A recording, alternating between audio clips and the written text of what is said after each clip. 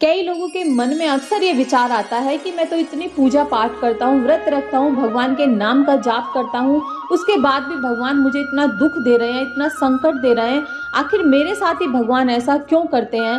इस स्टोरी में आपके सभी सवालों के जवाब आपको मिलेंगे। एक व्यक्ति हमेशा ईश्वर के नाम का जाप किया करता था। धीरे धीरे वह काफी बुजुर्ग हो चला था, इसलिए एक ही कमरे में पड़ा रहता था। जब भी उसे सोच स्नान आदि के लिए जाना होता था तो वह अपने बेटे को आवाज लगाता और बेटा ले जाता था। धीरे धीरे कुछ दिन बाद बेटा कई बार आवाज लगाने के बाद भी अपने पिता की मदद करने के लिए नहीं आता।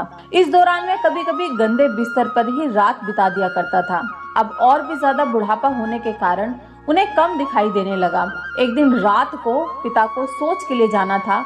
उसने अपने बेटे को आवाज लगाई। तुरंत एक लड़का आता है और बड़े ही कोमल स्पर्श के साथ उनको सोच करवाकर बिस्तर पर लेटा जाता है।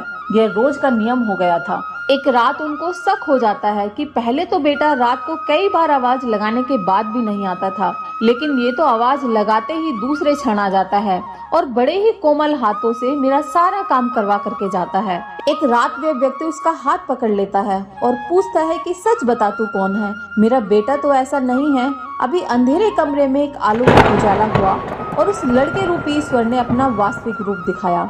वे व्यक्ति रोते हुए कहता है, हे प्रभु, आप स्वयं मेरे सारे काम करा रहे हैं। यदि मुझसे इतने प्रसन्न हो तो मुझे मुक्ति ही दे दो ना।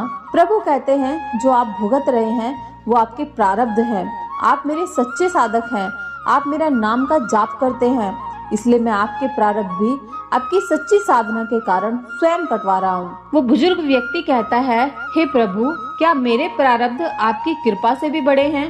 क्या आपकी कृपा मेरे प्रारब्ध नहीं काट सकती है? प्रभु कहते हैं, मेरी कृपा सर्वोपरि है। ये अवश्य आपके प्रारब्ध काट सकती है, लेकिन फिर अगले जन्म में आपको ये प्रारब्ध भुगतने फिर से आना होगा और यही कर्म नियम है। इसलिए आपके प्रारब्ध मैं स्वयं अपने हाथों से कटवाकर इस जन्म मरण से आपको मुक्ति देना चाहता हूँ। ईश्वर कहते हैं, प्रारब्ध 3 तरह के होते हैं, मंद, तीव्र और तीव्रतम। मंद प्रारब्ध मेरा नाम जपने से कट जाते हैं। तीव्र प्रारब्ध किसी सच्चे संत का संग करके श्रद्धा और विश्वास से मेरा नाम जपने पर कट जाते हैं और तीव्रतम प्रारब्ध भुगतने ही पड़ते हैं। लेकिन जो व्यक्ति हर समय श्रद्धा और विश्वास से मुझे जपते हैं, उनके प्रारब्ध, उनके पिछले जन्मों के कर्म मैं स्वयं साथ रहकर कटवाता हूँ। अगर उनको तलवार लगनी होगी तो सिर्फ सुई लग करके रह जाएगी और तीव्रता का एहसास नहीं होने दूंगा। इसलिए कहते हैं कि प्रारब्ध पहले रचा, पीछे रचा शरीर, तुलसी चिंता क्यों करे, भजले श्री रघुवीर। दोस्तों, अगर आपको वीडियो अच्छी लगी है तो चैनल को सब्सक्राइब और वीडियो को लाइक जरूर करें और मिलते हैं अगली वीडियो के साथ में। तब तक के लिए जय श्री राम।